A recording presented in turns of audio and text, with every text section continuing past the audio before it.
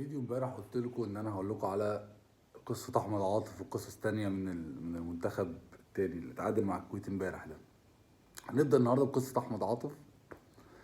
الموضوع سريعا ان وكابتن حلمي طولان بيجمع الفرقه دي، فكان عايز مروان حمدي من بيراميدز. في بيراميدز اعتذر ان هو مش هيقدر يديله حد من الفرقه عشان عندهم ماتش في بطوله الانتر كونتيننتال الفتره الجايه، فمحتاجين الفرقه كلها. تمام، الراجل سكت.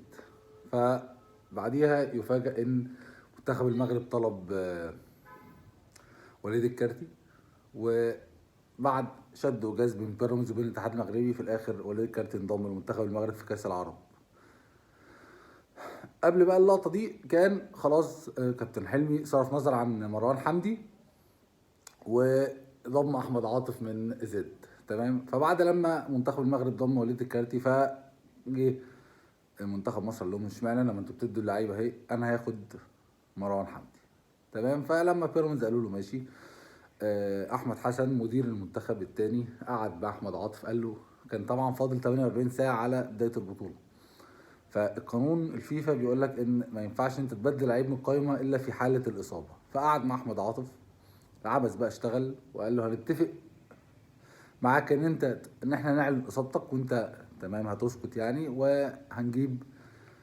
هنستدعي مروان حمدي، ومقابل كده انت هتقعد معانا في المعسكر هنا في قطر، مش هنرجعك ولا حاجه، وهتقعد مع الفرقه لحد ما يعني نمشي من هنا. فاحمد عاطف يعني هم بيقولوا انه وافق، بس هو لو كان وافق ما كانش عمل اللي عمله اللي انا هحكيه لك يعني. هو راجل ارغم على كده يعني. هيقول له واحد قاعد معاه في القعده قال له لا هلعب غصب عنك، هيقول له ايه؟ سكت.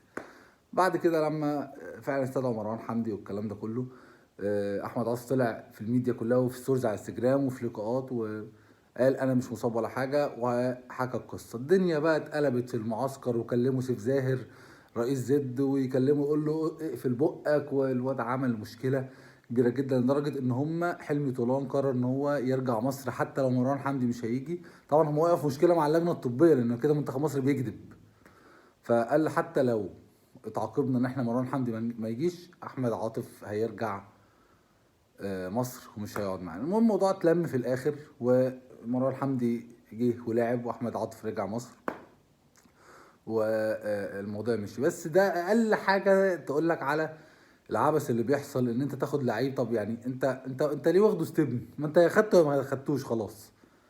ف وهل هو كان ويقول لك احنا كنا فاهمين ان احمد عاطف ان هو يعني متاخد عشان مروان حمدي مش جاي. طيب خلاص، ما خلصنا.